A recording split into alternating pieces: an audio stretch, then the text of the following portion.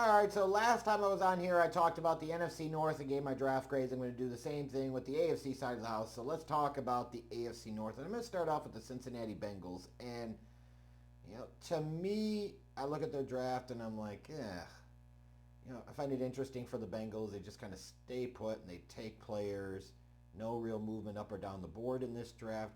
And then when you look at what they did at pick 17, taking Shamar Stewart, the edge rusher from Texas A&M. It was kind of one of these things to me of the Bengals obviously needed defensive help.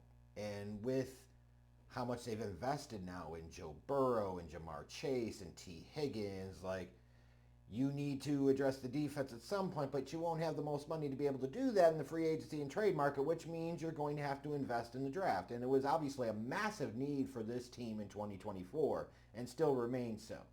So kind of the overall philosophy of going heavy on the defensive side here makes sense, right? But, Stewart at 17, yeah, great athlete, but, just because he's a great athlete doesn't mean he can actually fucking play football. And, this is kind of the battle I have, and it's not just with, not even just picking on Stewart, but Scourton and Turner. That's a defensive line in 2024 at Texas A&M. They had three guys that were taken in the first two rounds of the draft. Why are we talking about them as an all-time great defensive line in college? You know what I mean? So that means to me that the perception of the talent and upside is greater than the reality of who they were as a player. And the NFL is littered in its history with guys that were great athletes that couldn't fucking play. Now we'll see whether or not he can play, but a team that invested a first-round pick a couple years ago in Miles Murphy's coming back around for Shamar Stewart. They have to hope that he produces at a high level because they need to find a guy, and especially if they're not going to keep Trey Hendrickson in the long term, they need somebody that could be a big threat as an edge rusher. And in some ways, to me, this is a bit of an omission like Miles Murphy hasn't really worked out so far. So I wasn't a huge fan of that pick at 17, admittedly. I wasn't a huge fan of the Bengals not really trading back. And it's easier said than done, right, outside looking in. But at some point in time, maybe you could have found a way to trade back, pick up some additional draft pick capital this year or maybe even next year. Again, for the Bengals, the draft's going to be at a premium for them. And you want as many swings at the plate as you possibly can have. I did like what they did at linebacker in round 2, Demetrius Knight Jr. I think he was the best pick of this class for the Bengals. He's a little bit older as a prospect, but he's a day one starter and should be a pretty good one. And then in round 4, to get a guy like Barrett Carter from Clemson, he's one of those guys you've been looking at for a couple of years and assuming he's going to be a starter at the NFL and at least be a solid one. So I see a linebacking group that got 2 potential starters and 1 probably day 1 starter. That's really good. It's interesting they invested a 3rd-round pick on Dylan Fairchild, the guard. But, nothing wrong with continuously investing in the offensive line. It's about drafting in places where you don't have big money invested to save yourself some money to cover for the fact that you give Joe Burrow, Jamar Chase, and T. Higgins a shit ton of money. But again, to me, this was a C- draft for him. I like both linebacker picks. I felt like they should have done more. I'm really not a huge fan of them taking Shamar Stewart in round 1 because that feels like a spot where you need to take a guy that's going to contribute on day 1, and they just really didn't do that in my opinion. Next up, I'm going to go to the Pittsburgh Steelers. And, when you look at the picks themselves, Derek Harmon at 21, that's about the right range for him. Feels like a Steelers type of player, versatile defensive lineman. You could probably line him up in a couple of different interior sets or as a 5 technique. Just feels like a guy that's going to do well there. And then you turn around in round 3, and they took Caleb Johnson from Iowa. Doesn't he feel like a Steelers type of physical between the tackles type of runner? To me, a bit of an upgrade over who they had the past few years in Najee Harris, who they previously spent a 1st-round pick on. Now you get similar skill set, in my opinion, in Caleb Johnson in round 3. And then, you look at Jack Sawyer. I think he was a bit overrated throughout the draft process the past year plus with a number of people mocking him in round 1 or maybe at the top of round 2. But you get to the place now where he's round 4 and he starts to become a real value. And that's what he was. And even like Yahya Black, the defensive lineman from Iowa, at minimum feels like he could be a rotational guy. You put him in the right role. Some good picks here. And then you factor in the trading of the 2nd-round pick to bring in DK Metcalf. So you got to add him to this draft class. But the big surprise to me was them not addressing quarterback. And maybe this is some scar tissue from 2022 when they drafted Kenny Pickett in what was a really weak quarterback class. But they had multiple opportunities to draft somebody like a Shedeur Sanders. He must have really pissed them off. They must have really not liked him. Or they are putting all of their hopes, all of their aspirations in 2025 into the we better bring Aaron Rodgers in basket. And they drafted Will Howard in round 6, certainly, but he feels much more like a backup potential guy. Um, but again, when you look at the Steelers draft class, they're one of 3 teams that did well here in different ways in the AFC North. Harmon's should be an early contributor and future long-term starter. Same thing with Caleb Johnson and perhaps with Jack Sawyer as well. I thought this was like a C plus, B minus type of draft for them. Just not addressing quarterback earlier. That's the one thing I would really question here. If you're saying, wow, that grade is kind of low. Yeah, because I think far too many people threw out too many A's and A pluses when it comes to these draft grades. We should draft a little harsher. Like, let's not so easily give away these high marks, right? Make them earn them. But next up, I'll go to the Baltimore Ravens. And isn't it just funny, like every year you just sit there with the Baltimore Ravens and it feels like they let the board come to them for the most part.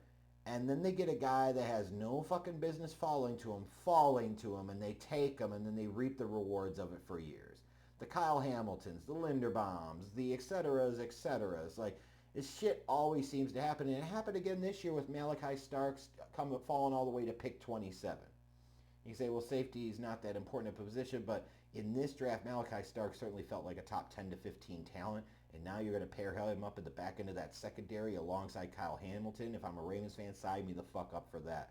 What really surprised me, though, was in late round 2, them going up and taking Mike Green from Marshall with some of the off-the-field stuff. Sure, maybe they've researched it, but on the heels of them now just releasing Justin Tucker for football reasons. Yeah, sure. It was a surprise to see him take it, but at that point in time, you've got to swing for it. Mike Green was a monster this past season at Marshall. I'll be interested to see how he fits schematically into what Baltimore does on defense, but yeah, Mike Green, getting him at 59 was a fucking steal. Absolute steal. And then you get like Emory Jones there in round 3, so you've got a guy that could be your swing tackle and maybe someday a starter. And then they take a guy like Tyler Loop in round 6, probably knowing that they're going to cut Justin Tucker because they don't have a choice. This is like a B draft for the Ravens. Like I look at Malachi Starks should be a 10-year starter in the league. I think Mike Green is an 8 to 10-year starter in the league. I think Emory Jones could be a future starter at right tackle and fill in with the inevitable Ronnie Stanley injury at left tackle.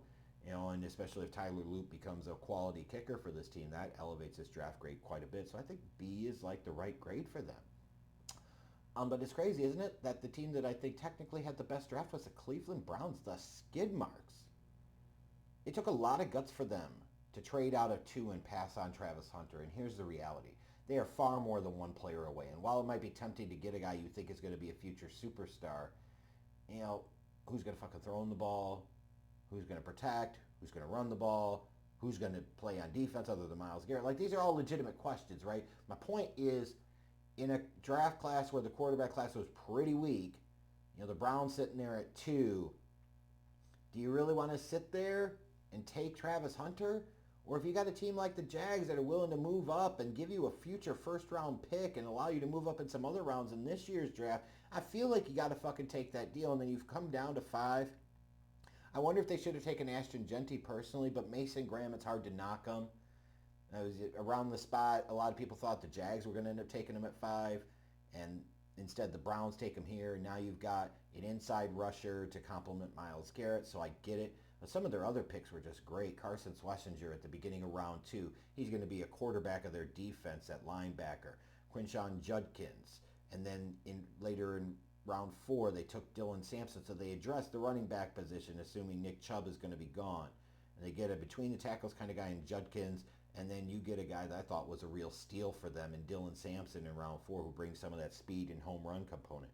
And what will Harold Fannin Jr. do as a tight end? He could be a matchup nightmare. Imagine him and Njoku playing together. And then, like, in round 5, like, I thought the round 3 selection of Dylan Gabriel was really dumb. I don't see it. Like, he's short. His arm's not great. Like, what are we doing? Older prospect, and you're taking him at the end of round 3, only to then in round 5, maybe at the owner's edict, you take Shedeur Sanders. But here's the reality. In terms of pure draft value, Shedeur Sanders has been overrated for 2+ years by NFL and draft media. Point blank, period. He was not a top of the draft type of talent. He just fucking wasn't. He was not a day one talent. To me, he was like a, middle of day 2, later end of day 2 type of talent. But when you start talking about the 5th round and he's still on the board, like, that is tremendous value. And they got him there. That doesn't mean he's ever going to get a shot there, and like, it doesn't mean that it was the best pick for him, but I can't knock him. Like, I really liked what they did. I thought they got some guys they could really build around on a team that badly needs more talent, and they set themselves up well for next year to be able to take 2 swings at the quarterback spot, with one of their first round picks, or pull up and move up if they need to. Like, they've got options.